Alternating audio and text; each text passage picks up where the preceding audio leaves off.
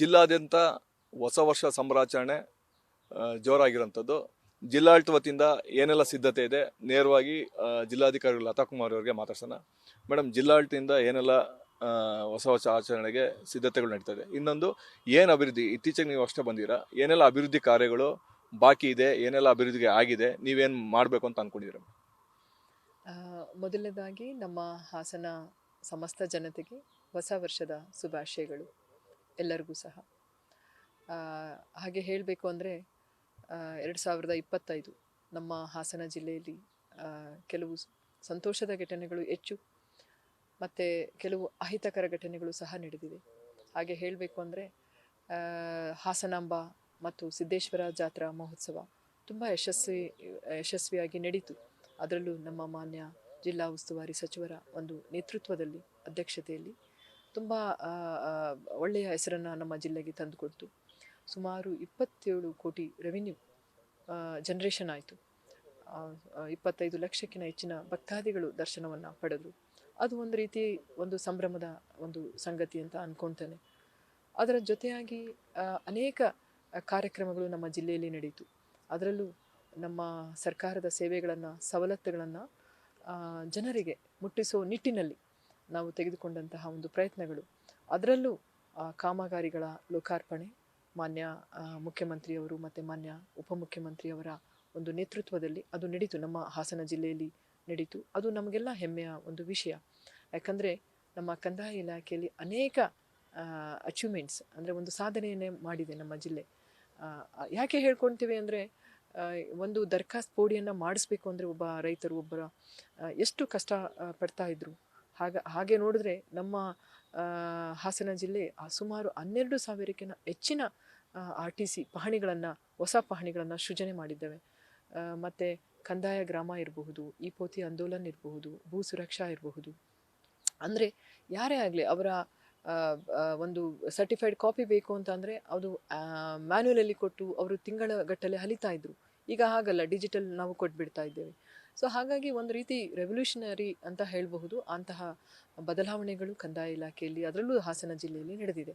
ಅದು ಒಂದು ರೀತಿಯ ಹೆಮ್ಮೆಯ ವಿಷಯ. ನಿಮ್ಮ ಜೊತೆಯಲ್ಲಿ ಹಂಚ್ಕೊಳ್ಬಹುದು ಸಂತೋಷದಿಂದ. ಅದರ ಹೊರತಾಗಿಯೂ ಸಹ ತುಂಬ ಅಹಿತಕರ ಘಟನೆಗಳು ನಡೆದಿದ್ದು ಅಂದರೆ, ನಮ್ಮ ಮೊಸಳೆ ಹೊಸಲಿ ಒಂದು ಅಪಘಾತ, ಟ್ರಕ್ ಅಪಘಾತದಲ್ಲಿ ಮುಗ್ಧ ಯುವಕರು 8 ಜನ ಬಲಿಯಾದರು. ಇದು ತುಂಬ ನೋವು ಉಂಟಾದ ಸಂಗತಿ. ಹಾಗಾಗಿ ನಾವು ನಮ್ಮ ಹಾಸನ ಜಿಲ್ಲೆಯಲ್ಲಿ ರಸ್ತೆ ಸುರಕ್ಷತೆಗೆ ಹೆಚ್ಚಿನ ಒತ್ತನ್ನು ನಾವು ಕೊಡಲಿಕ್ಕೆ ನಿರ್ಧಾರ ಮಾಡ್ತಾನೂ ಇದ್ದೇವೆ. ಅದರ ಜೊತೆಯಲ್ಲಿ ನಮಗೆ ಅನೇಕ ಚಾಲೆಂಜಸ್ಸು ಸಹ ಇದೆ, ಸವಾಲುಗಳಿದೆ, ಅವಕಾಶಗಳು ಇದೆ. ಅದು ಹೇಗೆ ಅಂದರೆ, ನಮ್ಮ ಹಾಸನ ಜಿಲ್ಲೆ ಒಂದು ಪ್ರವಾಸಿಗರ ತಾಣ, ನೆಚ್ಚಿನ ತಾಣ ಅಂತಲೇ ಹೇಳ್ಬೋದು. ಎಲ್ಲಿ ನೋಡಿದ್ರೂ ಸುಂದರ ಪ್ರದೇಶಗಳು, ಐತಿಹಾಸಿಕ ಪ್ರದೇಶಗಳು. ಹಾಗಾಗಿ ಅವುಗಳಿಗೆ ಮೂಲಭೂತ ಸೌಕರ್ಯಗಳನ್ನು ಒದಗಿಸಿ ಅವುಗಳನ್ನು ಪ್ರವಾಸಿಗರ ಸ್ನೇಹಿ ತಾಣಗಳನ್ನಾಗಿ ಮಾಡೋ ಒಂದು ಚಾಲೆಂಜ್ ಇದೆಯಲ್ಲ, ಸವಾಲಿದೆಯಲ್ಲ, ಅದು ತುಂಬಾ ನಮ್ಮ ಇಮಿಡಿಯೇಟ್ ಆಗಿ ಇರ್ತಕ್ಕಂಥದ್ದು. ಅದರ ಜೊತೆಯಲ್ಲೂ ಸಹ ನಮ್ಮ ಅರ್ಬನ್ ಡೆವಲಪ್ಮೆಂಟ್ ನಾವು ಏನು ಮಾತಾಡ್ತಾ ಇದ್ದೇವೆ, ಒಂದು ಮೂಲಭೂತ, ಈಗ ರಸ್ತೆಗಳಿರ್ಬೋದು, ಎನ್ಕ್ರೋಚ್ಮೆಂಟ್ಸ್ ಇರ್ಬೋದು, ಫುಟ್ಪಾತ್ ಕ್ಲಿಯರೆನ್ಸ್ಗಳಿರಬಹುದು, ಮತ್ತು ಸಾರ್ವಜನಿಕರಿಗೆ ಅನುಕೂಲ ಆಗಿರ್ತಕ್ಕಂತಹ ಕೆಲಸಗಳು ತುಂಬ ನಮ್ಮ ನಗರಾಭಿವೃದ್ಧಿಗಳಲ್ಲಿ ಇದೆ.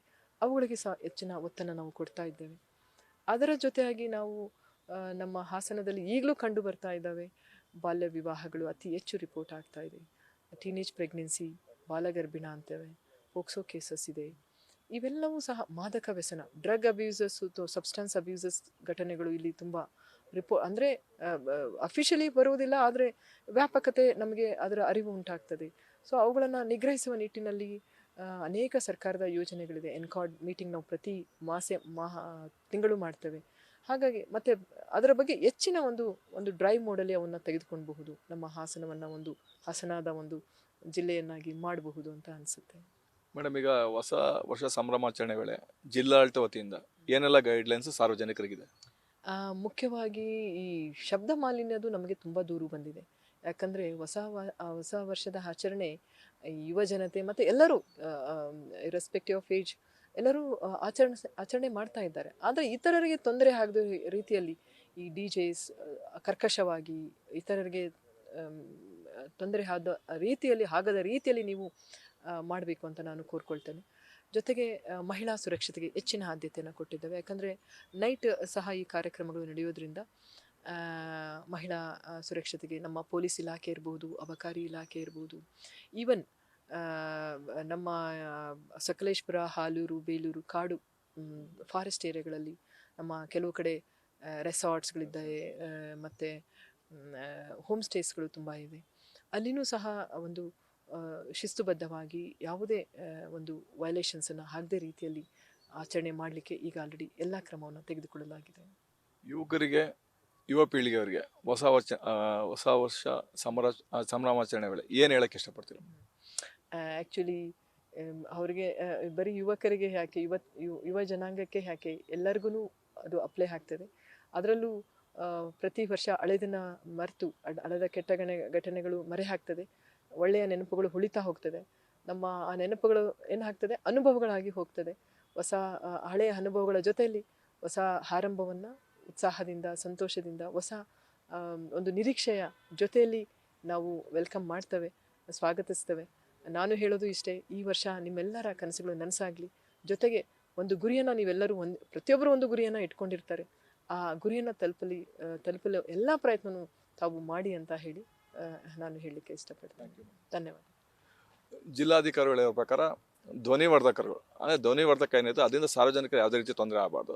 ಮತ್ತು ಮಹಿಳೆಯರು ಮಕ್ಕಳಿಗೂ ಅಷ್ಟೇ ಸಂಭ್ರಮಾಚರಣೆ, ಏನು ಹೊಸ ವರ್ಷ ಸಂಭ್ರಮಾಚರಣೆ ಮಾಡಲಿ, ಆದರೆ ಅವರು ಮಹಿಳೆಯರಿರ್ಬೋದು, ಮಕ್ಕಳಿರ್ಬೋದು, ವೃದ್ಧರಿಗೆ ಯಾವುದೇ ರೀತಿ ತೊಂದರೆ ಆಗಿಲ್ಲದಂತೆ ಜಿಲ್ಲಾಡಳಿತ ವತಿಯಿಂದ, ಅಂದರೆ ಪೊಲೀಸ್ ಇಲಾಖೆನೂ ಕೂಡ ಕಟ್ಟುನಿಟ್ಟಿನ ಕ್ರಮ ಏನೆಲ್ಲ ಬೇಕೋ ಅದೆಲ್ಲ ತೆಗೆದುಕೊಳ್ಳುತ್ತೆ ಅಂತಲೂ ಕೂಡ ಹೇಳ್ತಾ ಇರ್ತದೆ. ಕ್ಯಾಮರಾಮನ್ ಪ್ರವೀಣ್ ಜೊತೆ ಕಿರಣ್, ನ್ಯೂಸ್ ಫಸ್ಟ್, ಹಾಸನ್.